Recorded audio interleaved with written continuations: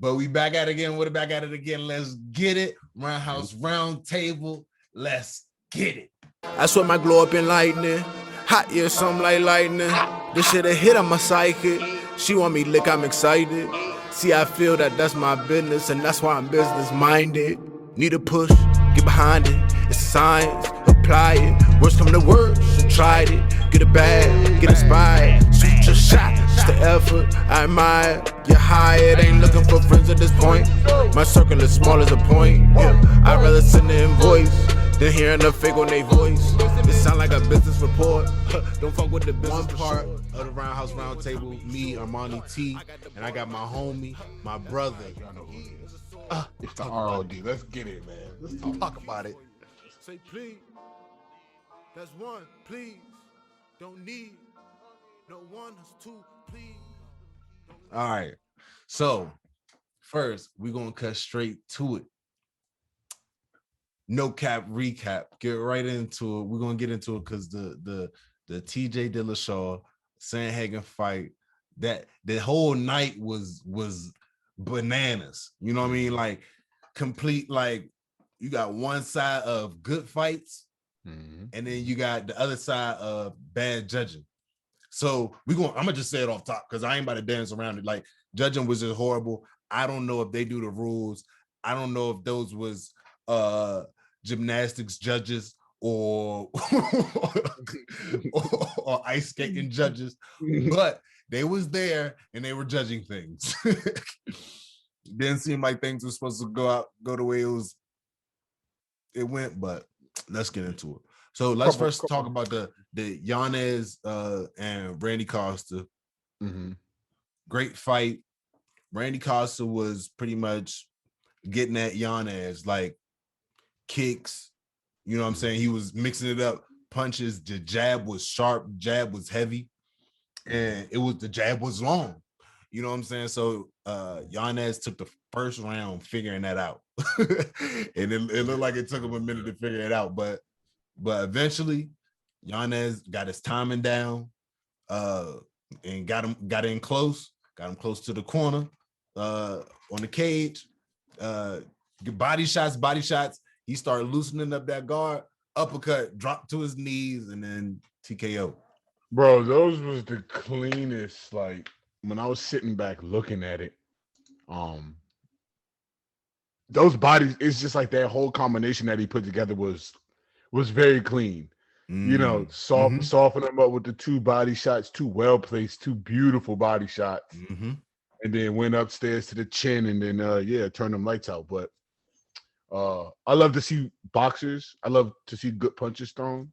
And Yanez is definitely one of those guys who could tell. He throws crispy, fluid punches with a purpose, with a fucking purpose, bro. So shout out to Yanez, man. So Yanez need a fight in the top 15, bro. ASAP. Hey, bantamweight just like on fire, bro. One of the toughest divisions. Like, what's going on? Bantamweight has got all the smoke right now, bro. Yeah, Bantamweight got all the talk right now. But they do. Yeah, so Yanez, I think Yanez need a fight in the top 15 ASAP. Like, he trying to fight.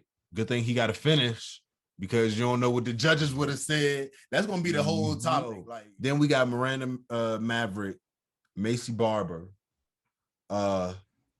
That was another one of the ones where it was just like, come on. Macy Barber won by split decision, and Miranda Maverick won in real life. No, bro, listen to these numbers, bro. You had it was a 42 to 32%. So it was like 42.9% total strikes landed for Maverick and 32.5 for Barber. She beat her in significant strikes to 47 to 36, and then she was 1 for 6 on takedowns. I'm just trying to figure out, like, where is this adding up? Where's the decision, bro? Like, and then in real life, watching the fight, Maverick is controlling it and giving Macy Barber hands like the whole time. So when she won, I was like, what the fuck? Hell You know yeah. what I'm saying? Like that was one of them ones where it was almost, it felt like a storyline. It felt like I was watching WWE, like I feel like I was watching Raw or something, because it was almost like, and then she went and hugged her family afterwards. I was just like, was she supposed to win this despite what the judges said? You know what I'm saying? Like, or despite what happened in the actual fight. But I am so sorry to Miranda Maverick that she had to take that L, because you won for real.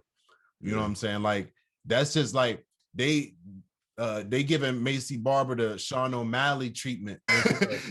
Selling merch, the selling merch and selling in ad sponsorships, does that add to your judging scores on fight night or something? I don't know, because if it did, that's probably why Macy Barber won, because she had because you know how, like, on the billboard people could sell merch and get hell yeah, get views and shit over that, extra streams or be counted more on billboards. Like, is that how it works for judging on fight night? Like, but Macy Barber, I don't know where she go next. I don't know, but apparently, if she fighting up, hopefully the next person exposes her once again. Like, because I feel like it's a hype train, man. Like, she's pretty. Like, people put her in that spotlight. Like, in the beginning, she was fighting. She's good. But at the same time, like, she's good at that level where she was messing those girls up. You know what I'm saying? Like, she was at a level where she was just dominating. But now it's almost like exposure time. Some people are just really good at certain things and at certain levels. Darren Old Man Elkins versus Derek Minner. All right, like, this was crazy because I did not know what Darren Elkins was like. I knew he takes damage in the first round, but I was like, damn, he almost got an arm bar hat. That shit almost happened for real. Yeah, I saw that. Yeah, he almost took his shit smooth off though. But he got out of that, and it's almost like he just relied on Derek Minner's mistakes. Derek Minner just started getting tired. Like, and this has been just weathered the storm and then got him out of there. Yeah. Like, I was like, this was the first one to get tired. First one to get tired is gonna lose. What? Yeah. Shit. Yeah. It was a solid fight though. I can't really say up and coming. You got one guy who won 26 fights, one guy who won 27. That's not really up and coming, but just two vets, you know, going out there beating on each other. It was a good fight for sure. It was a really good fight. It's a really good card as a whole. Absolutely. Once again, the free joints. ESPN nights be going off. Y'all think y'all just be throwing stuff together? Because I don't know. I feel like that's where they actually make the matches. Like, for the certain people who they want to be champions, of course they're gonna fight somebody. You know what I'm saying? Who they think they're gonna beat. Like, you know what I'm saying? Instead of fighting somebody who, like, that would be a very good matchup. Like, nah. But for some people, for other people, they just put them with somebody. They're like, all right, their style, that style. All right, put them together. Don't even worry about the name. Yeah, they be fireworks every time. Every time. So Darren Elkins came out round 2 TKO. Solid. Underdog type shit. You know what I'm saying? Solid. Next up, we got Kyler Phillips, Rawlian Paiva. And Paiva came through with the majority decision. This was another one where I don't know. I think I came back on it like later because Paiva was getting takedowns and also Kyler Phillips was wearing, but the whole time it seemed like Kyler Phillips was beating his ass the whole time. That's what it did seem like. But I think it's those timely takedowns. Winning the whole time. But he had two takedowns, and Kyler Phillips had 4. Yeah. So it's just like, this was one of the ones where I was just like, what? And then beat him in the significant strike percentage, beat him in the total strike, had a knockdown. Kyler Phillips got robbed. I just want to let everybody know. No, now that I'm looking back at, like, just looking at the numbers, not even looking at the fight, you're like, damn, this dude got dog walked. And then you look and be like, damn, he won a majority decision. I would be sick, bro. I'll be meeting the judges back backstage. Like I'd be waiting for him at the back. Like, and the thing about it is the judges just gonna go out living their best life, like all like, hey, that just got my paycheck. Just cash this check from punishing careers. Like, just cash this check from not fish shit. I don't know, man. You froze up again, bro. I know you froze too. You should see your face on my camera right now. That shit's funny. That shit's funny as hell. Hopefully it pull up. It come through where I don't gotta. But I don't know. The internet is. I know that can't. I say that can't be me. Bro, I got all my signal, and it's just me and B home. That's what I'm saying. I got all mine, and it's just me. My shit normally say medium. It say strong today. Let's see my Wi-Fi on my computer. Nope. But yeah, bro. I don't know. It's just, I mean, it gets to a point where it's kind of ridiculous at this point because you got guys who go in there and let's just be frank about it, put their lives on the line. And they need to be judged fairly and according to what actually happened. Right? Like, I think Dana needs to go back and because I think there's a lot of gray areas with shit. Like, you got the fighter, like you have to fight the classic striker versus wrestler. So yeah, you got the striker who's touching up the wrestler. But then again, you turn around, you got the wrestler who's getting takedowns, who's getting control time. Like, how do you judge that? What's more important to you? Like, and I think that's where a lot of the confusion comes from. It's just kind of like, what's counted for more? You know what I'm saying? Or do takedowns count for more than just being held in the clinch or held in the clinch, but keeping active, throwing them little dummy ass punches and shit like that. Like, what matters to them? That's why I'm confused. And I wonder, would it be like a conflict of interest if they were to tell the judges what they're looking for, or not how to judge, but how they value different aspects in the game. Right, exactly. You know what I mean? So I don't know how that could be operated, how they can get that in works. Mm-hmm. But I don't know if it's just one of those things where that's just how we always did it. That's just how we always do it.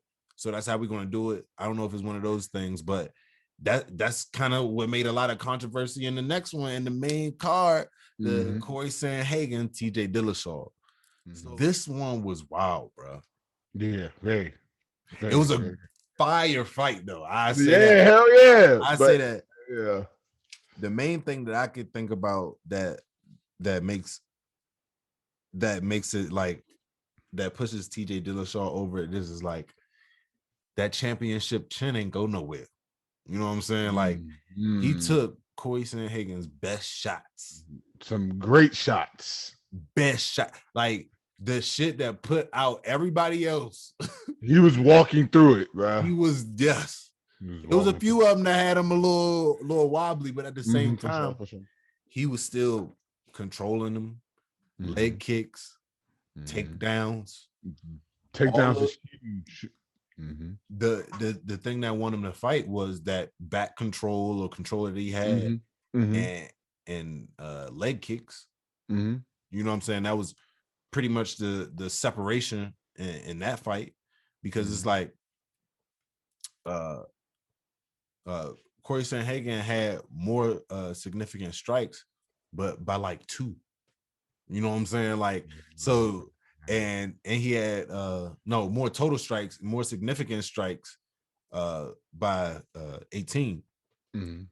So I don't see anything with the numbers that will make it a huge separation in the fight, but at the same time, it's the control time that gave him that push. You know what I'm saying? Yeah. And how he mixed it up. He had that leg lock in there in the beginning, because I thought, honestly, looking at the beginning of that fight, I thought it was gonna be over early. You know what I'm saying? I was like, Sandhagen, get him out of here, because after that awkwardness with the whole knee thing and the leg lock, and then I'm looking at him in the next round, and I'm like, well, you know what I'm saying? He's not really putting a lot of pressure on that leg, and that was like that. I'm going to talk about real one Infinity. That's a brand of quality knit, quality fashion, quality wear, just for you. Real One Infinity. But yeah, like I was saying, bro, with the whole lead leg thing, so I thought that was gonna be like a thing, with the knee and all that shit. But he came through. But I don't think he won that fight, son. I'm sorry. Why, bruh? Bring me into your world, bruh. Like, it goes back to the previous statement I just made with the whole judging. Like, now it gets into, once you put it in the judge's hands, now it gets into a thing of what are they looking for and what's most important to what judge. Some judges look at the fact that he had 19 takedown attempts. He only completed 2 of them. That's what I'm saying. Like, how do you win this fight, bro? Like, yeah, you got 2 takedowns, but you tried 19 times, bro. Like, that has to count for something. You can't just look at it and be like, oh, he got 2 takedowns. You got to be like, he tried 19 times, bro, and failed 17 of them hoes, bro. Like, they got outstruck significantly or otherwise. I don't know, bro. Like you said, them leg kicks, and I think the control, how much time he spent on his back, how much time he spent up against the fence, really played in Dillashaw's favor. And then I think also, I felt like Sandhagen dropped off maybe a half a notch going into them championship rounds. I think Dillashaw's experience, even though he hadn't been in the ring for like over 2 years, I don't know, man. I just feel like it should have been a draw. I was just saying draw the whole time, and then it was like Dillashaw in a split decision. I'm like, Jesus, bro. Like, see how the judging was going all night. I didn't know what was going to happen. So yeah. I was like, once it's to the judges, it's like, I don't know. But I think TJ Dillashaw definitely won that shit, bro. Like, because the control time, like it's almost like when you're the main card, you get to see how the judges are judging. Yeah, hell yeah. And championship mindset, having that championship experience, TJ Dillashaw was like, okay, so the judges are not worried about striking. The judges are judging the control, because that's what they were judging all night. And it's still kind of messing it up, but they was judging control and they was judging mixing it up. So TJ Dillashaw went in there and did just that. But at the same time, he was hurt. He was talking about in the I saw that shit. In the post, how you feel about that? Like, he wasn't even 100%. Like, but like one coming into the fight, 2, when you saw his leg pop, everybody saw it pop besides Corey Sandhagen. And I think if Corey Sandhagen knew he popped his leg, he would have exploited it more. Then he had this huge, obnoxious gash. Oh yeah, that fucking coin slot that he had on his face. And that shit looked like it was opening, and as he was moving, like he had a third eye for real. But at the same time, like, the championship mindset, the championship experience made him have his hand cover it up the whole time, so the judges can't keep looking at it. And you know what? And I noticed that shit, how he kept that glove there the whole time. And he ain't want it touched no more. I'm sure. No, couple of reasons why he did it. There's a few Smart reasons. Man. But a lot of what I believe is he was covering it up a lot. 2, not to get touched, and 1, because like when the judges be looking at it, they'll just randomly stop the fight. Be like, hold up, which they did. If you remember, they stopped that bit. Yeah. And I thought it was over because it was leaking. Yeah, I thought it was gonna be over, and I was like, please don't make it be over like this. Like this. Please. I'm so glad that they went through it and kept going, but at the same time, it's just like TJ Dillashaw was mixing it up, and he was hurt, bro.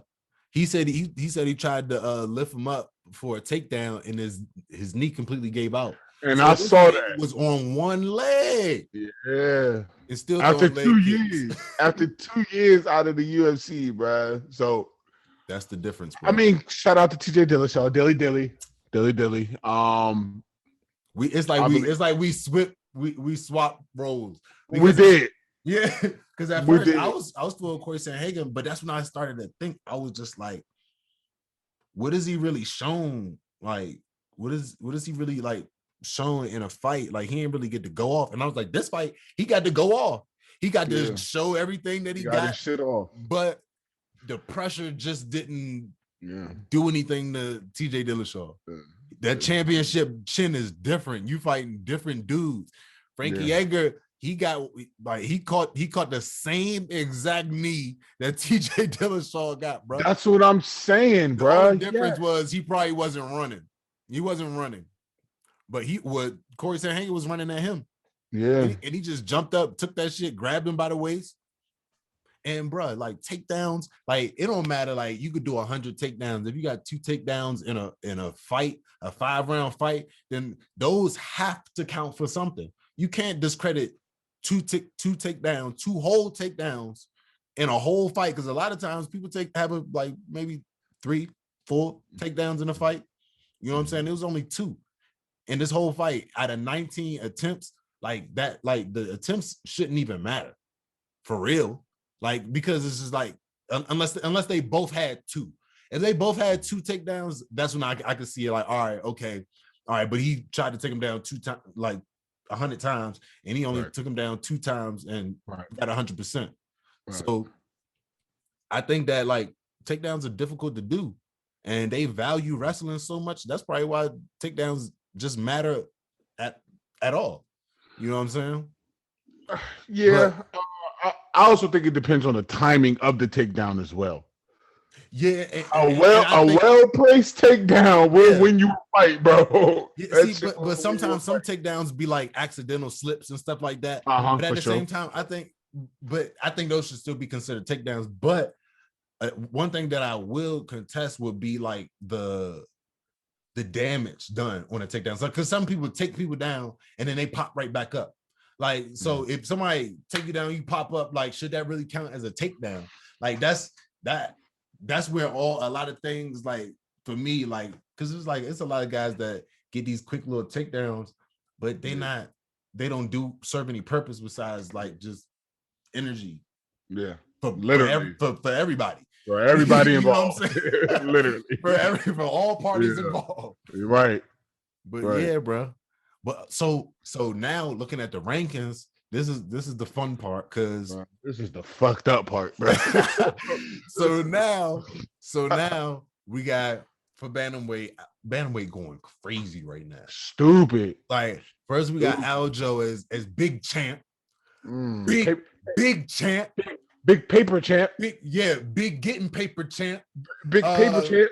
Then we got Peter Cheater Yan. Next up,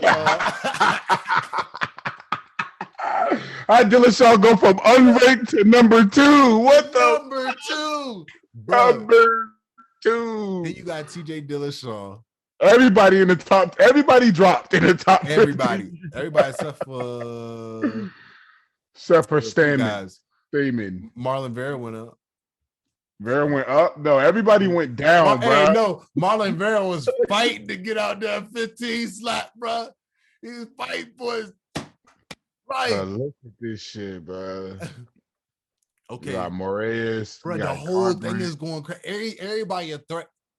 Everybody's a threat in bantamweight, for real. And when I say threat, I'm not saying other people are not threats in other divisions. I'm just saying they are known problems. That's a lot of names. No problem. Some people a lot of guys in the other ones are, you know what I'm saying, cutting up, still getting their name up. But like, you know what I'm saying? We talking about either in the top 10, Peter Yan, TJ Dillashaw, Corey Sandhagen, Ron Font, Jose Aldo, Cody Garbrandt, Marlon Morales, Frankie Edgar, Pedro Munoz. You done named like 4 or 5 Hall of Famers in the top 10 already. Dominic Cruz. Like, come on, bro. And then you got guys that's not ranked like Sugar Show. Like I am only naming him because of his hype, not because of what he's done in the UFC. Okay, like, I just want to throw that. Like, he's just an extra add-on hype piece, because you know what I'm saying. Like, he don't really fight nobody, but he, besides Marlon Vera, and then that's when he lost. But to a broken leg. So because we're not gonna try to play it like it was Dr. Stoppage. So now next for TJ Dillashaw, You think he should run one more? Rob Font went down one more. That shit hurt my heart. Like he got so many W's. I think, and this is what I honestly think is gonna happen. I think he's gonna get the winner of the Aljo Peter Yan fight. He's gonna get that winner.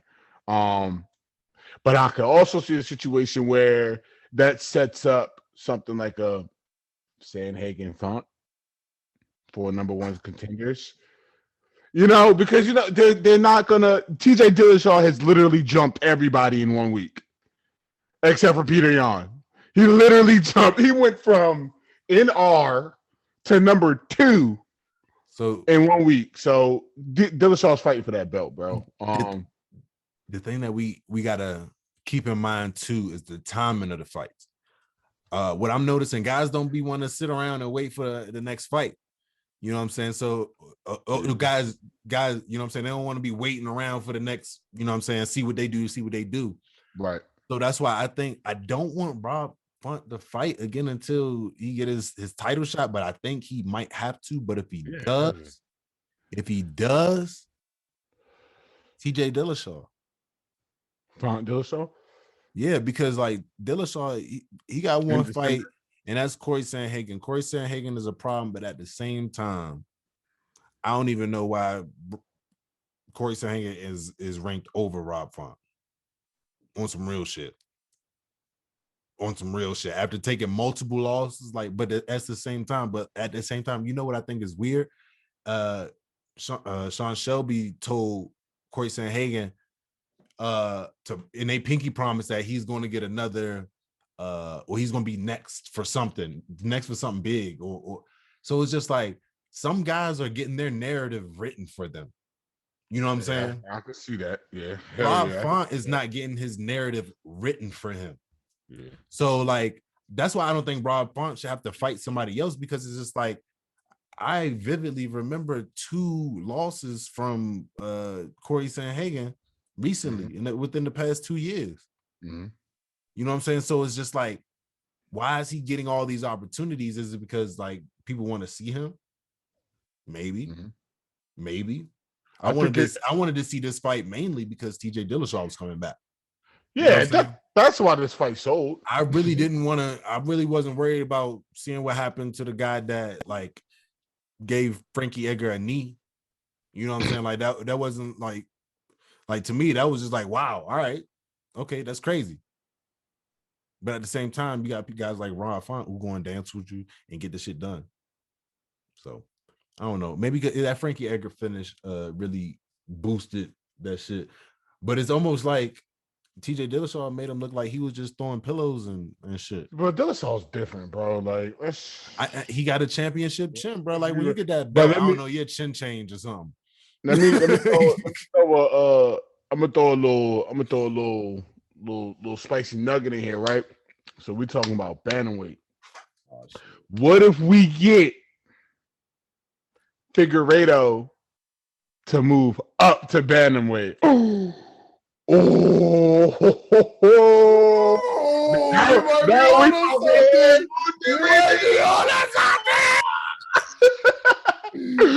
Figueiredo moves up to bantamweight, bro, it's a whole different ball game now, son. It's a whole make that move, Davison.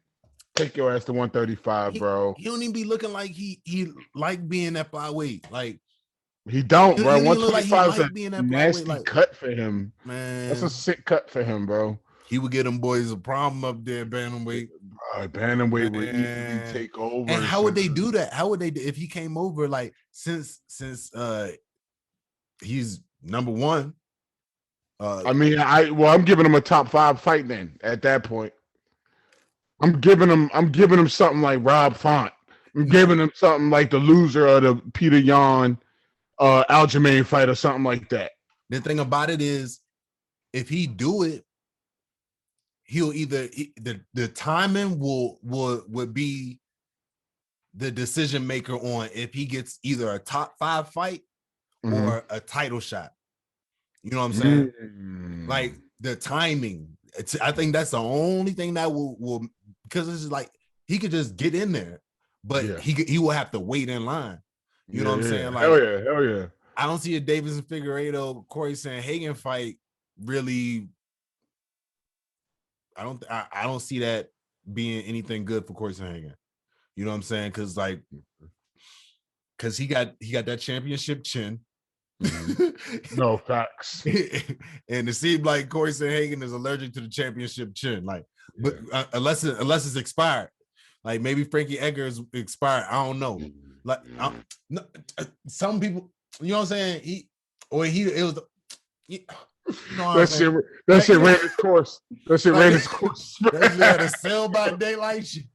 That shit had an expiration date. Shelf life gone like shit, boy. What you talking about? Right, like, Dermo, boy. Shout out to all my military folks that know about Dermo. Know about a shelf life. Like shit. Yeah, bro. I can't. Aldo and Edgar, them two need to fight and then literally put their gloves down in the ring at the same time and retire, bro. Like, this is a young man sport. I'm sorry, bro. This is a young man sport. It's getting to that. It is getting to that because shit. So all right, since we passed that, we just knocked out the no cap recap. So make sure y'all just tune into the no cap recap, a part of the show. Because we getting some more order to this thing, you know what I'm saying? A little bit. Sure. So now we just about to jump, a little bit of structure at the same time, because we appreciate the people who listening. We appreciate our followers, and we just want them to be able to follow along. So at the same time, at first we was getting in here just going off the dome with it, and I think that's what got everybody we got the people gravitating, and now we going to put a little bit more structure to it, so y'all can learn a little bit more about us in the process, and we can learn a little bit more about y'all. You know what I'm saying? Like, we love doing this, and you know what I'm saying? Like, we love being a part of the MMA community. You know what I'm saying? Especially as like the first all black podcast, all black male. Hey, the first all black male podcast. You know what I'm saying? Back on it. Well, you know what I'm saying? So we gonna do it, and we're gonna do it right. You know what I'm saying? So now let's get into the Sean Strickland, Uriah Hall, and then after that, it's gonna be the free for all, because like we got some shit to talk about, and we be holding back, and y'all be getting little tidbits whenever we be talking about other things. So, but we gonna stay on task for y'all. So next, we got the Sean Strickland and the Uriah Hall. I think that's gonna be a great card off top. We ain't gonna get into the prelims. Some names that stand out to me is Jared Gooden, Nicholas Stolze. You gotta curl your lip up and Stolze. I try to bro.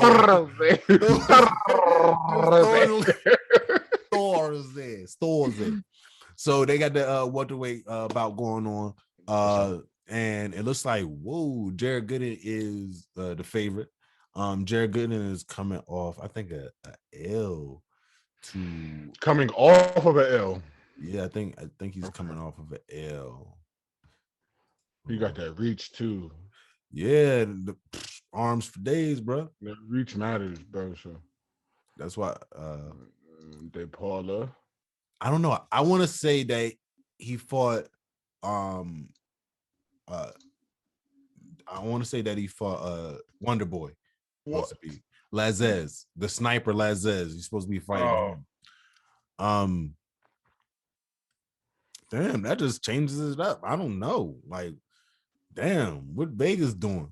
What Vegas talking about? Vegas doing whatever the fuck they want to do, like always. Vegas does what the fuck it wants when it wants, bro. But you know what? Vegas be on to something, though, bro. Vegas really be on to something. Did you see them trash ass live lines? Yeah, you saw them shit. They need to stop that, because garbage. They one, that be distracting from the fight. Two, like, I don't know what they trying to get out of that. Like, I don't know what live bet. Like, I think the one thing it does is just keep people betting and adding money in. That's all it is. Okay, so all right, so since Trevin Jones on the prelim Ronnie Lawrence. I think Trevor Jones going to come out with that W because these guys right now, they are he is coming off of a W from Batista, round 2 KO. And what the fuck? Okay, I know I'm jumping around here. Here go my ADHD fucking acting up. But I'm looking at 265's main card. mm-hmm. Jesus. Like, bro, from start to finish, man. But we'll get into it. But damn, dude. Ooh, so that's 3 days. Yeah, that's what I'm saying. So hey, just keep in mind, y'all. Stat card, and we're gonna talk about it. We definitely gonna talk about got that. to. But back here. So you talking about Cheyenne buys. I'm going with her. I'm going with Cheyenne. And Gloria DePaula. I don't know. I think Gloria DePaula is gonna come through with that one because Cheyenne buys. I don't know. Yeah, she lost to Montserrat. Oh, yeah. She lost her last fight. And she just fought and lost too. Who, Ruiz? Ruiz, yeah. Yeah. Because she kept getting her in that little headlock, and she did not like that shit. She did not like that shit at all. We're just gonna get into it. Sean Strickland, Uriah Hall. And what? Sean Strickland is the favorite? What? What? What? But I'm okay with that. I'm okay with that because that doesn't mean anything.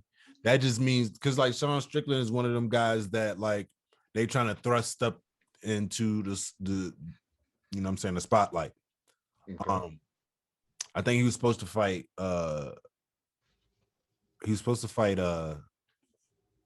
Kevin Holland.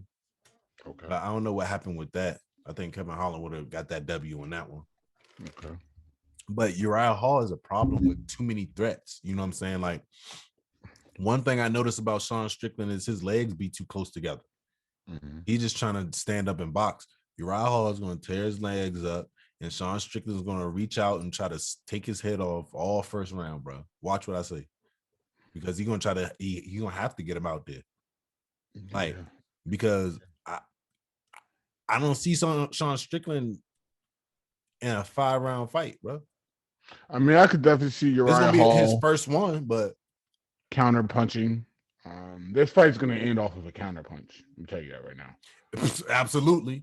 This fight's going to end off with a counter punch or a head kick. Yeah, this fight's going to end early. Like you said, Uriah Hall is just kicking. Nah, and like you said, Uriah Hall is just a problem. Yeah.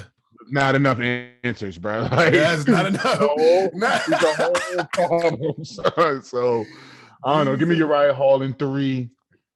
TKO. TKO right cross to the chin that Sean Strickland's shooting because he's getting beat on so much that fight that he's gonna start trying for the takedown. And Uriah Hall gonna fucking catch his ass with the right cross. Bro, or the head kick, bro. Or the head kick. Bro. Today I went back just to make sure I wasn't crazy. Like, is Uriah Hall really a problem? Like, so the most recent fight, like I didn't watch the Weidman fight because like he just like Uriah Hall is sharp as fuck in the first round, super sharp. You know what I'm saying? So it'd be like the second, third, fourth. But when he was fighting Anderson Silva, who is a great boxer, which Sean Strickland boxes. I'm not saying great boxer. He boxes. Okay. Uriah Hall was moving around. He got touched with a jab a few times, but not as much as you would think. You know what I'm saying? Like, hell yeah. He wasn't getting touched like that. You know what I'm saying? Right. He's willing to weather the storm, and he's willing to figure you out. Like, so he's willing to sit around and feel you out. And he's also willing to go back with you. He beat Anderson Silva off a counter shot. He was right spot on with that shit. And like I said, like you said, too many problems. And not enough answers, bro. Not enough answers, bro. Sean Strickland don't got enough answers. And it's just like, it'd be crazy because they be giving guys like these fights. Like like acting like Uriah Hall not supposed to be fighting up, but Uriah Hall being a company guy, like as much as he can be, he's saying like, okay, give me whoever. Like this ain't, I don't know, depend on what he do, depend on what Sean's, no, this is the disparity right here. Okay. Depending on what Uriah Hall does, if it is a decision, they not talking about no title shot. He might be talking about a title shot, but if it is a finish, that's when people like maybe title shot. If Sean Strickland gets a decision, it will be, let's get him a title shot possibly. If he gets a finish, Sean Strickland needs a title shot. Do you see the difference in conversations? Yeah, like the narrative is definitely different with the two fighters, for sure. It's almost like Uriah Hall has to overprove himself after already being number 8. And Sean Strickland is just like, hey, I'm not worried about a belt. And they're like, oh, we love you. Look at your title. We love you. You just gotta finish. We love you. You just gotta finish Uriah Hall. If you don't finish him, then maybe we talk about one more fight in the title shot. Like, but either way, but I'm saying is like, I don't know if fighters don't be having conversations with people with higher ups like that, and the guys who like, I don't care about it. It's almost like they put him in position. I don't know, bro. I think some guys, they just want thrust in the spotlight, and they get thrusted into the spotlight, and they either shine or they shit the bed, or they fucking shit the bed, bro, or get exposed. You know what I'm saying? Like what happened when Sean O'Malley just stepped up and fought Marlon Vera? Would that be shit in the bed? Would that shit in the bed? Oh, he broke his leg. I'm gonna say shit in the bed. Wow, tough crowd here today. Yikes! Ain't no tough crowd, bro. Like the Sugar Show is not shown. The Sugar Show is not shown damn thing, bro. Besides like piecing dudes up. But I don't think that's his fault. I'm not gonna blame him though. I'm not gonna blame him though, bro, because you gotta look at it. If it wasn't for him breaking his leg, we all know he would have beat Marlon Vera. But it's not his fault that nobody wants to fight him. It's not that, bro. It's all these fighters. I think it is, bro. It's 15 guys that's seeing you knock guys out left and right, and nobody want to fight. Stop. Bro. Nah, bro. Like he taking these fights to get. I don't know. I feel like he's just trying to fluff up his numbers. You know what I'm saying? Not fluff his numbers up, but like get his numbers up on. You know what I'm saying? And get his money up too. You know what I'm saying? Like if he say, hey. If he tried one person like, hey, I want to fight them, and they say no, then he's gonna take the next person that would say they want to fight him. Like he said, he what Rob Font next. Like, what are you talking about? Like, I don't know though, bro, because I don't know. I just like O'Malley's style, bro. Like, you think he's supposed to just jump up there like that, bro? I do. Nate Diaz, that shit like that. Hell yeah, I think he's supposed to just jump, bro. Sean O'Malley's I ain't gonna say he's the future, but you know, Sean O'Malley has a bright future. He has potential, and potential is unseen. Is it unseen though? I think it's tapped into, to be honest with you, bro. I think motherfuckers see that shit. I think they know. No. When I say it's unseen, I'm saying he's not fighting anybody that is gonna give him a challenge to make him see if he's actually good or not. You know what I'm saying? Like somebody's actually that's going to hit him back. You know what I'm saying? Hard. Like that's the difference. Like,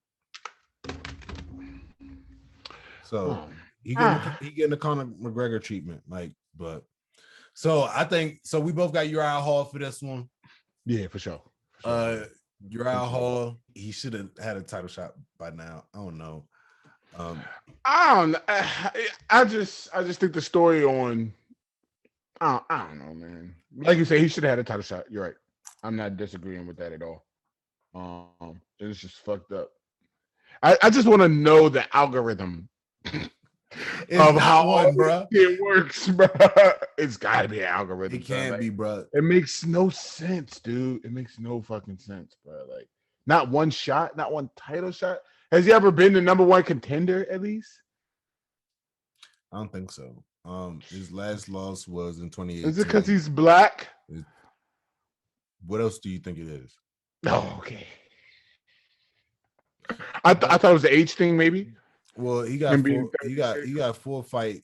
He on a 4-fight win streak. So, So this is his last hoorah. You lose to Sean Strickland, bro. Like you might as well hang it up because you're not at 36, bro. You're not gonna recover from that fall in the rankings, bro. I think and you're not gonna get the fights that you need to get to recover from that fall in the rankings. He a young 36, bro. He's a young. Yeah, I mean that's not an outlandish take at all, but he's also black too, so yeah, which is that plays a part. That plays a part both ways too. That plays a fucking part, bro. Like, yeah, yep. Maybe all the minority title shots are fucking accounted for this year. EEO. I guess the EEO requirements have been met, bro. Like, damn. Yeah. Fuck it. Who knows, man? Ain't it weird that like it's almost like Dana White be calling the shots for the black champs. It's like you got a choice, but you got to fight them. Oh, okay. Aljamain fighting Peter Yan probably because of pressure. I wish that he could clear that up like one day. One day. But probably not right now because you gotta get them checked. Well, then I see what you're doing. I understand. But at the same time, even if he went anywhere else, his name will carry over too. But I think that like Kamaru Usman and Kobe Covington. What the fuck? Like, bro, when I seen that shit, Covington and Usman again, what? I'm like, this nigga Leon must have retired, bro. Leon Edwards must not be fighting anymore. He has to not be fighting. Like, what is happening? Like, he's not fighting anymore, bro. Because I don't get the understanding. I don't get the reasoning. All I can say is, he talked his way into another title fight. He stood on the sidelines and yelled at every single Kamaru fight. The Marty fake Usman shit, it hit home with a lot of people. A lot of people love that fake Usman shit that he be popping off. No. The thing about it is, bro, it's different when black champs are champs because it's like they're like, man, we need somebody to beat him. But when it's a white champ, they're like, let's see who the next contender to try to beat him. Like you know what I'm saying? Like whenever it is Stipe fighting, it's like, let's see who could beat Stipe. But whenever it's like Ngannou, is like, oh, he could beat him. He will beat him. He would like it's so much. It's different conversation. Mm-hmm. Whenever you know what I'm saying, like those come into factor. Like the fans want the black champs to get beaten, and they want the white champs to find somebody to beat. Like that's where the interest gets drawn into the black champs is for them to get beaten. And look at Aljamain, of course, because of the situation. Izzy, you know what I'm saying? Like we got our ear to the street. We see what the comments saying. Mm-hmm. Kamaru, and the only reason why they put Kobe Covington up again because like they don't give a fuck about Leon Edwards and Kamaru Usman fight. You know what I'm saying? Like what? So one of them will still be another black champ? No. It's gonna be a black champ either way. Nah, you guys already got one. Yeah, we gotta switch this up. We got a few actually. We got a few actually. Exactly. And the more that the UFC continues to try to push that narrative of like trying to like push up certain guys, it's gonna continue to be like that. Like the universe is gonna work itself out. You know what I'm saying? Like if you're not doing right by people and doing right by things are still gonna shine. Like you know what I'm saying? Yeah, you can't run from greatness. You know what I'm saying? Like But I don't know, bro. Like, now I will say this. I will say this was Usman's toughest fight, of his career to date. So, but I just like you say, bro. We've seen Covington take his L. We've seen Brian. I mean, don't get me wrong. Usman's beat all of these motherfuckers. So that's that. But I would like to see a new and improved. I'd like to see this version of Leon versus Usman. Yeah, like at least give him a shot, bro. Like give a Burns another shot before Kobe Covington. Like, but I mean, I don't know, man. I just need Usman finish him. Yeah, let's knock him out.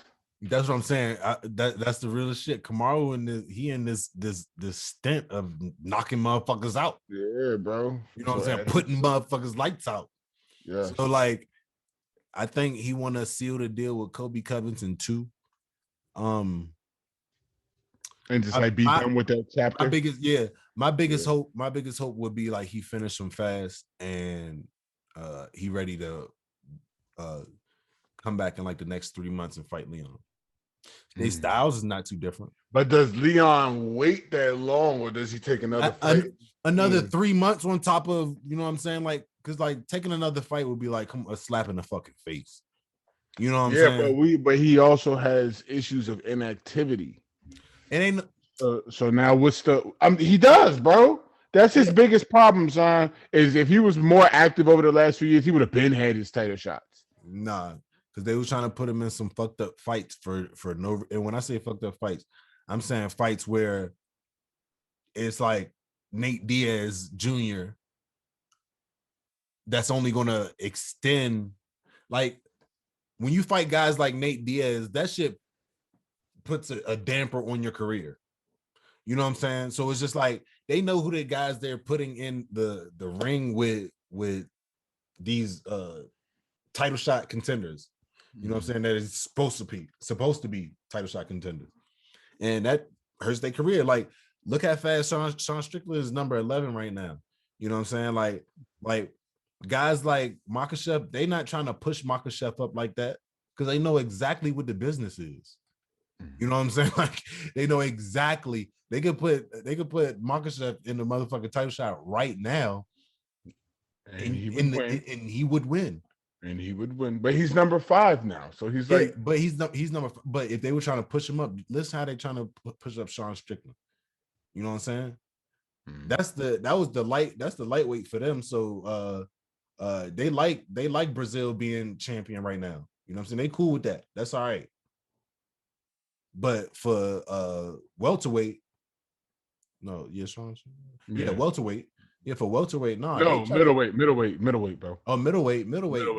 They trying to get Izzy out of there ASAP. But okay, if they are, Sean Strickland ain't the motherfucker that's going to do it. I tell you that. The only person beating Izzy, bro, is not even in the division. He's one weight class under him. Like, let's be honest, let's be real, bro. On some real shit. Real shit. He's one weight class under him. Yeah, bro. That's like the only thing it's looking like right now. Cause bro. Who else is fucking with Izzy? Izzy only got sharper. So right. I'm concerned what he gonna do to Robert Whitaker. You know what I'm saying? Like Robert Whitaker looks sharp as well. If we get the Gaslam Whitaker, that's gonna be a fight. That's gonna be a motherfucking fight, bro. But I think Izzy's just gonna beat the shit out of him. Anyway. But at the same time, like Whitaker gonna be fighting somebody with the pretty much same arm reach. Like Gaslam had to do everything in his power to get close to him. Yeah. Izzy don't gotta do all that. No. He will technically whoop your ass from a distance. Robert Whitaker gonna be the one trying to get in there. Gonna be trying to get in with the 1-2 head kick. That's like a combo sequence, bro. If you want to mix it up, he need to mix it up. Like the only thing that saved him with being able to use that all the time, because he timed it right. You can't fake. He timed the shit out of it. He timed that shit right. But that's when he get to a point where he just get into like autopilot and then like boop boop boop. Like, okay, right. All right, boop boop boop. Oh, you gonna do it again? It's like the leg automatically comes up after he throws that too. whenever he throw 1-2, he don't even think about it. His leg come up. The hips is already activated, bro. That leg's coming. The hips are there, bro. That's his motherfucking thing. Like 1-2, make it. 1-2 head kick. I think he need I think if anything, if I could have it my way, I would have Robert Whitaker running back with Jared Cannonier. You know what I'm saying? Like, why is that? Because I think the only that fight went 5 rounds and it was a decision. Jared Cannonier weathered the storm and he was hurt. Broken arm, broken orbital bone. So he was hurt. Like, and he still was giving Robert Whitaker damage. And I think that fight was harder for him than it was the Kevin Gastelum fight. Like, real shit, bro. Matter of fact, thinking about it, yes, absolutely. The Kevin Gastelum fight, it was just too easy. That was like sparring almost. Yeah, it was almost like sparring, and that's because it was the size different, reach different, and he just exposed that. Like Izzy did. He just kind of took Izzy notes and watched, what Izzy did. Then you got Jared. That's why I wouldn't even want to see no Kevin Gastelum, Jared Cannonier. You know what I'm saying? I would want to see a rematch of that Robert Whitaker, Jared Cannonier. That shit gotta happen, bro. Like, the only reason why it's not happening is because Jared Cannonier is not that name yet. Or I don't think he will be that name because, you know what I'm saying, pigment situations. No, bro, bro, when you look at the UFC fans and you see how the UFC starts to operate, you start to see like, okay, there ain't no storyline, but some things are being orchestrated different ways. Yeah, hell yeah, facts. In different directions. And it's just like popularity holds a place in that. You know what I mean? Yeah. But at the same time, popularity is the thing that be exposing motherfuckers fast. So that's why I just think that like over time, everybody just gonna see. Like they keep trying to put these random guys in front of these guys who's supposed to be getting title shots, and they exposing them, and they still eventually gonna get their title shot because it's gonna be fucking undeniable. Like the only reason why Leon Edwards ain't getting no title shot because of the same thing that's probably about to happen to Uriah Hall if he don't get no finish. You know what I'm saying? He didn't get a finish. He didn't prove anything. He didn't show anything. What the fuck this Kobe Covington show? He beat Tyron Woodley and he was hurt. And he was hurt. I don't know, but they love Kobe. I mean, they do love Kobe Covington. You heard he's supposed to be coming out to Lil Wayne. That's that Trump supporter shit, bro. That Lil Wayne be just doing little stuff. Like, come on, Lil Wayne, bro. Like, why would you ever sign off on that one? You are your own person, and we understand. But it's just like, what do you do? Never mind. Just do you. That's why I always get back to like, just do you, please. Just because it's too much stress to try to worry about what the fuck somebody else doing. So that's why I was just like, just do you. You're lunching. Do you get your check? I don't know. I can't. So the next best check that Kamaru could get would be Kobe Covington. No. Well, yeah, the next best check that he'll take. But he wants to keep holding on to this whole bullshit ass narrative. And yes, I'm calling it a bullshit ass narrative. I think you're scared of Izzy. I think you know you can't beat Izzy. That's why you don't want to move up. It ain't the fact of, oh, well, I'd rather have 2 African champs than 1 African champ with 2 belts. Fuck out of here, nigga. You're scared of Izzy. You know you can't beat Izzy, bro. You know you can't beat Izzy, bro. Like, that's all I'm saying, son. If you're scared, say you're scared. If you're scared, Hot Take Rod. Hot Take Rod is fucking back. If you're scared, just say you fucking scared. Because that's the payday right there. Mo, just think how crazy our timeline will be if Dana White came out and said Usman is fighting Adesanya for the chance to be a double champ, fucking champ, a Nigerian double champ, bro. Like, come on, bro. There's no way that you don't wanna at least try to attempt to make that feat, bro. Like, Conor's the only double champ ever. Just think to have a black guy from Africa that's a double champ. You realize what that would do for the culture? I guarantee you that does more for the culture than having two, because you would already still have two African champs, and Ngannou's still the champ, brother. You know what I'm saying? So you'll still have your two African champs and all that. Go get that belt. And shit, Izzy run it back with Jan after the That's what I'm saying, bro. Like, you got to make a move, bro. Like, after you beat Whitaker, you done walk the field twice. You got to move up now, bro, or move down. Something. Usman, move up, retire, fucking do something, bro. Like, it's like he do not want to go up. So, but he talked about if Izzy wasn't in that spot, about him going up. You know what I'm saying? I don't see Izzy retiring no time soon. So I guess he's just gonna be recycling. Really? Bro, honestly, son, just with the amount of success, I can see a fighter like that getting bored. Somebody who's that passionate about the arts of martial art, they get bored with something, they're gonna show more respect to the craft than to go out there and half-ass it. Do it, yeah. You know what I'm saying? So I could see him. He dominates Whitaker, knocks Whitaker out, finishes Whitaker. Boom. Now we're looking at, all right, can we get Jones in the ring now?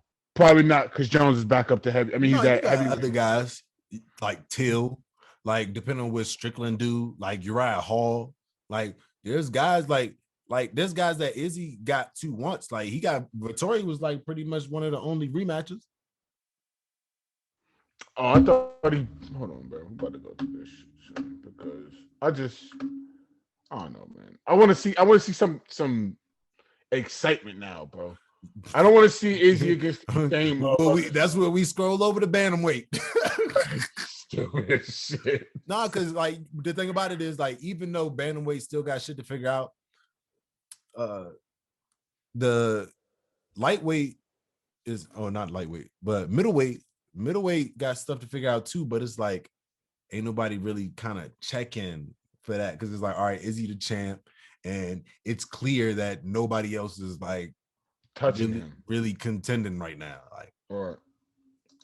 And the thing about the bantamweight is anybody could be the champ right now.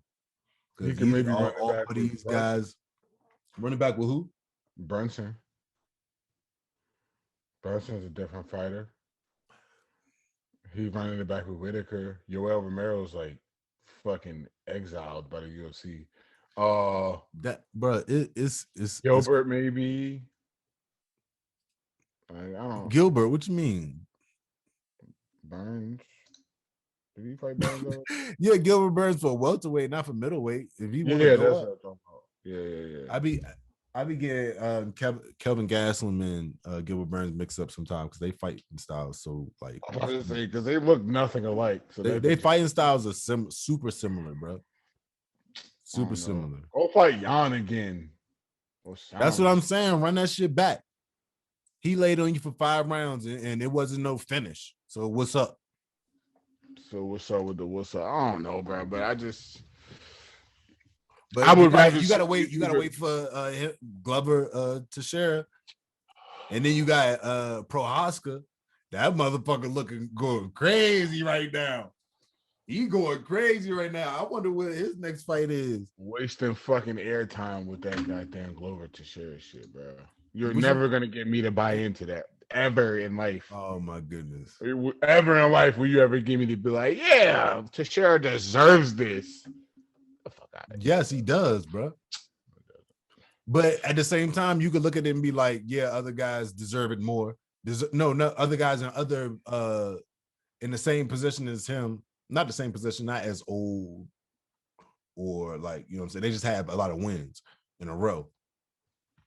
I think that he deserves it, bro. It's his time.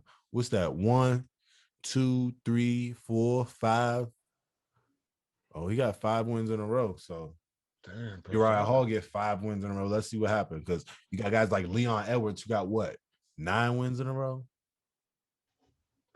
What is it? 8?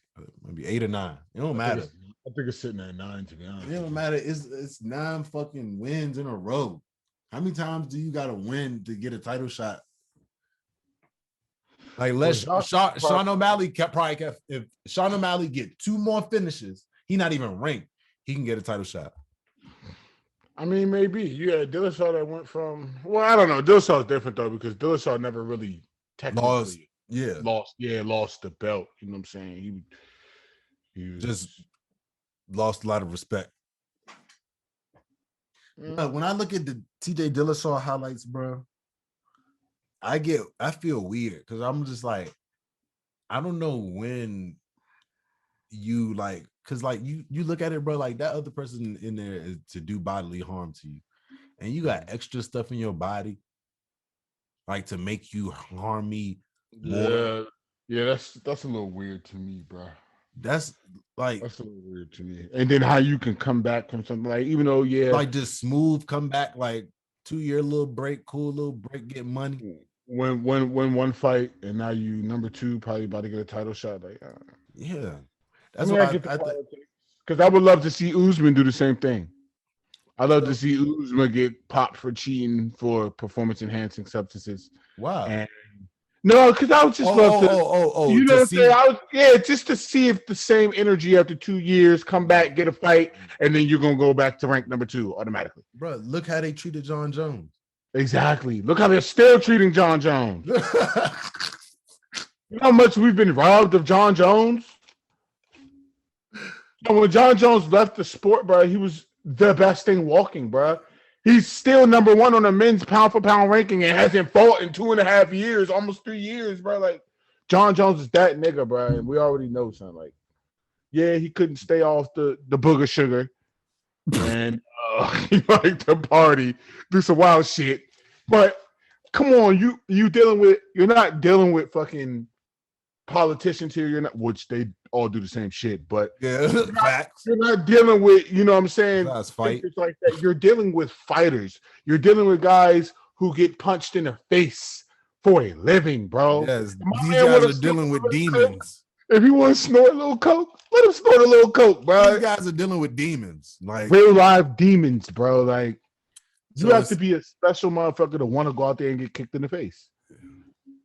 So instead of like just like, I think it should be like, if it was something like that, like hopefully they help John Jones as much as they could, but the way he talks is like, I don't think they was like Johnny, like, just hang it up, bro. Yeah, like, but at the same time, go box. Go box now. Dude, Triller handing out checks, boy.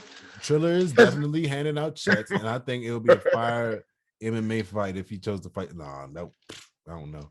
I think for sure if he went to like Bellator or some shit like that, Bellator, oh my god, will go the fuck off. Like, oh my god, like we will have to, it'll be official. I feel like that would be the start of a wave, though.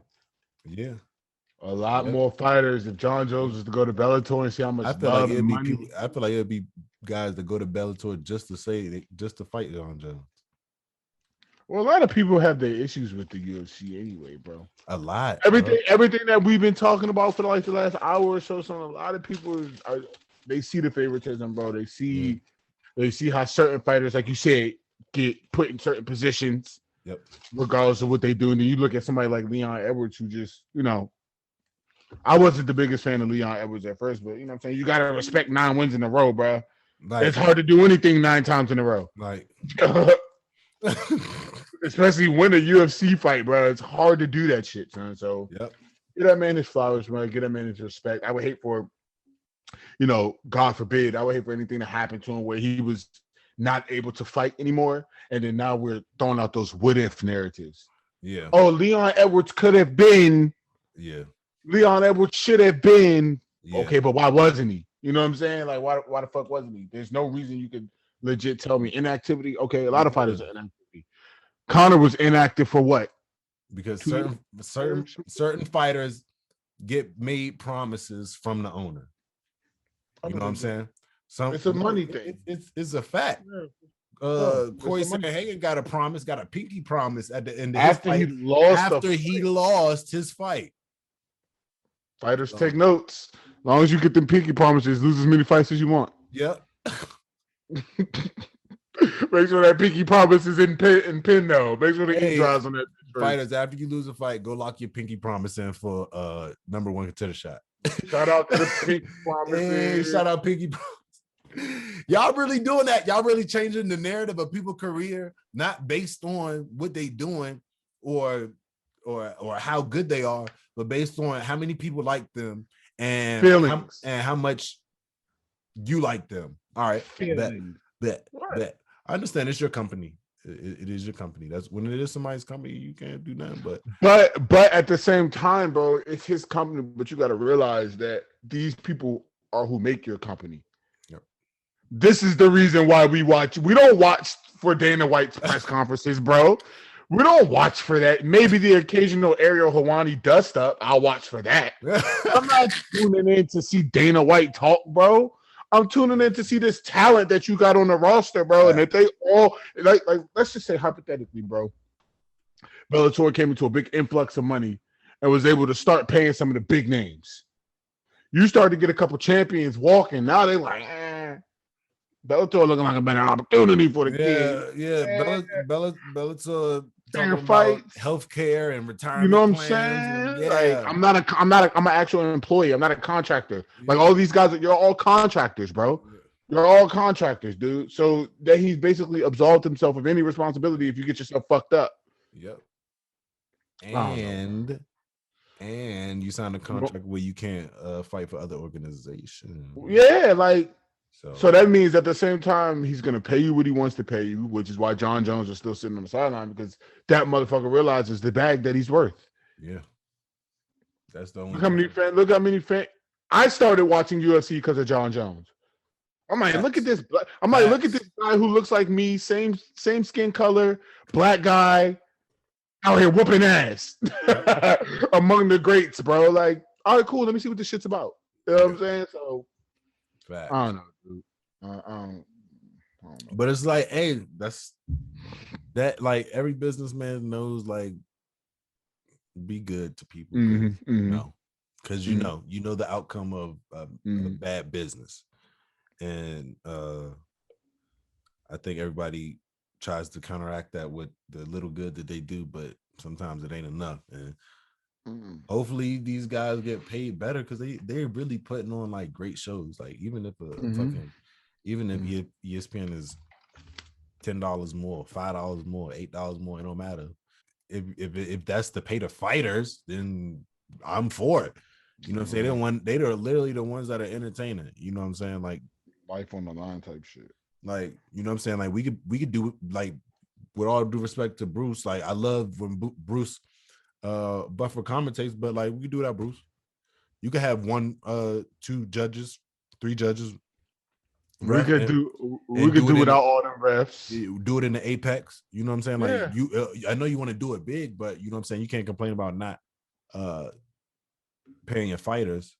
And you got like the best show, the best scene, the best cameras, the cameras are slow-mo and all that.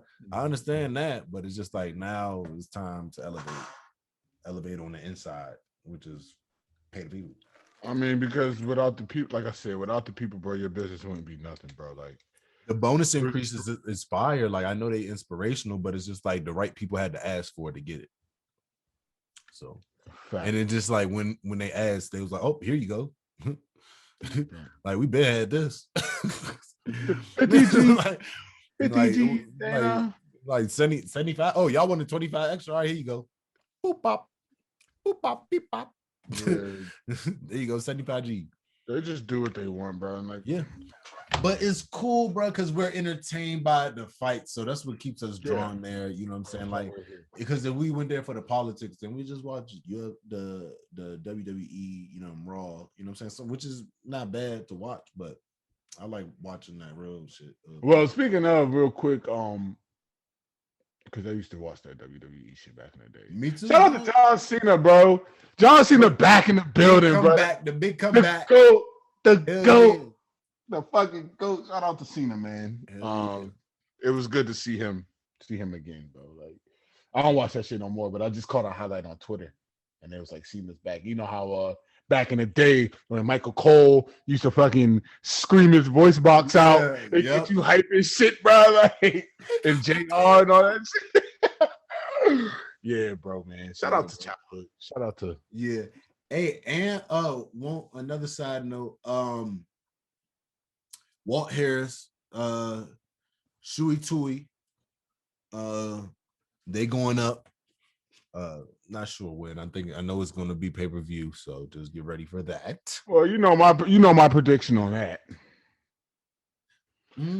Should we with the walk off, bro? Like, I don't care what nobody says, man. Tai Tuivasa. That's another highly underrated motherfucker, bro. That's the thing. Like, he weathered the storm a little bit and then knocked people out. I want to see him work. And Walt Harris, I think, yeah, he coming back. I think off of a loss. And he got skill, bro. Tuivasa, I don't think he got the skill to match Walt Harris, but at the same time, he does have a surprising power that can shut the lights out at any minute. So that's always a factor. It's just about how you get in there. And Walt Harris taking his time and not doing what what's his face did and pretty much get shut out. Greg Hardy tried to box with the bloke. You got the wrong bloke, mate. I said you got the wrong box the bloke, mate. You got bruh. And that's crazy that Ty's not even top 15, bro. Yeah, you trying to get in there, bro. How, son? Oh, I don't know, bro. Walt Harris. I think when it comes to skill, hey, get in there, Walt Harris. And I think when it comes to heavyweight, skill isn't really like one of them top priority type things. Like, how much skill does Francis Ngannou really have? Oh, don't do that. Because like his last fight, he showed. His last fight, he showed. And hey, do you think it's fucked up that there's gonna be a new interim champ and they having an interim? Yes. Do you think that's kind of fucked up? That like after like a few months, Ngannou going to war with Stipe, but the only reason I'm not mad is because it's two black guys fighting for the interim champ. So I ain't tripping. Yeah, I ain't tripping. I understand that, but it's still to me it just shines a light on how much the certain champs is just not valued.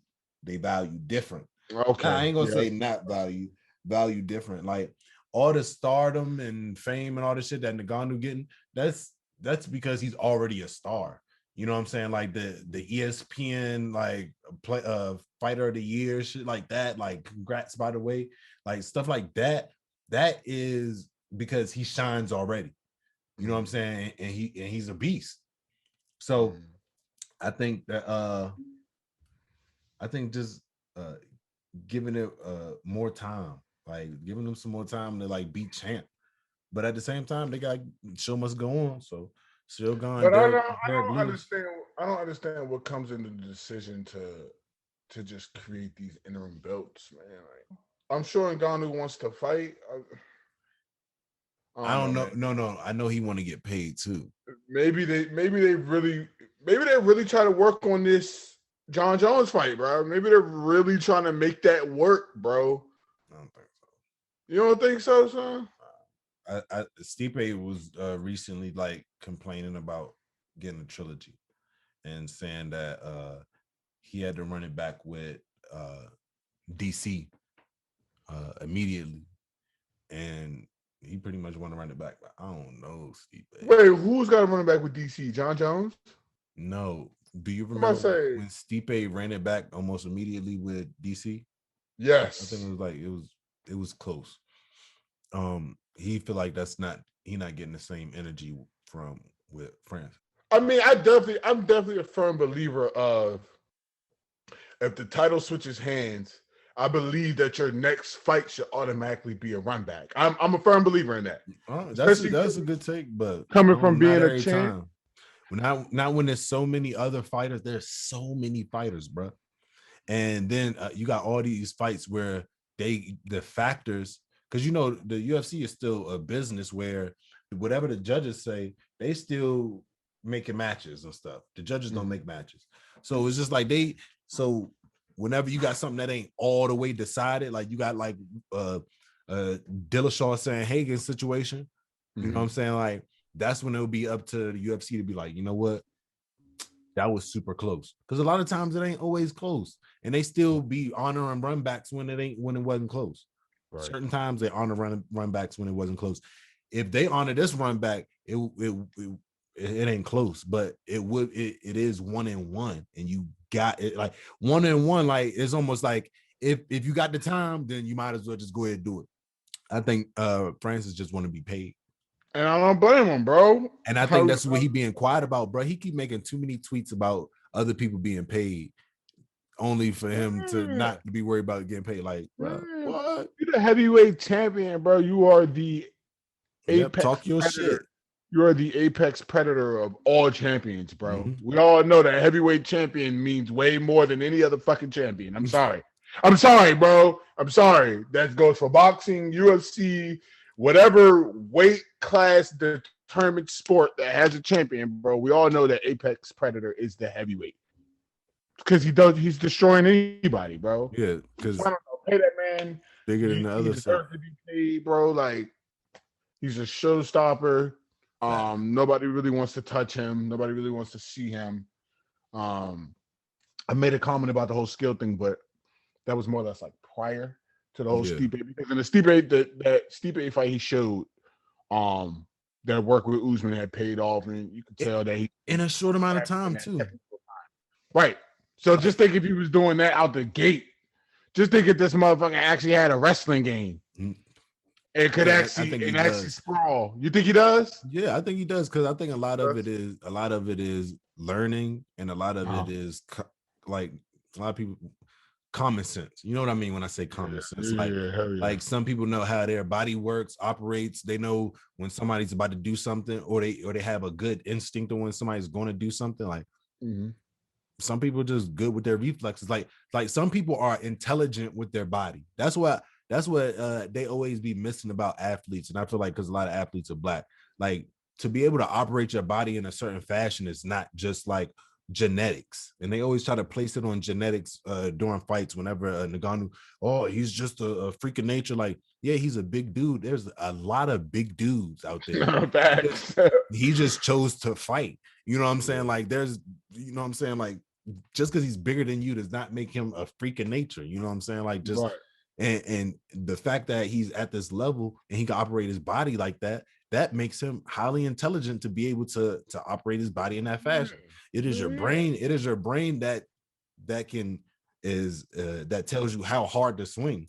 You know what I'm saying? Guys can be bench pressing 500 pounds, but can't hit as hard as Francis Ngannou. You know what I'm saying? So like, it's intelligence. It's not just being an athlete. And Francis Ngannou got all that. That's why he's not fighting right now. And they got to make an interim belt because he want to be paid.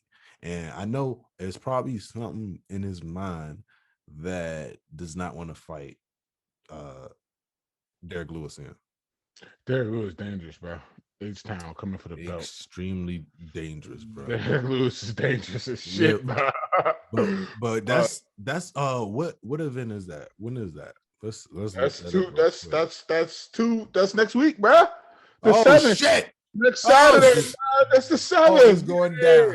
It's going down. It's going down. Birthday celebration going down to the whole week. The beat it. Yeah, bro. I'm going up, son. That shit gonna be crazy, bro. It's gonna be crazy. Got a bottle of Henny waiting on me, dude. Like, on God. But all right, bro. Like, once again, bro, it's been a good time, bro.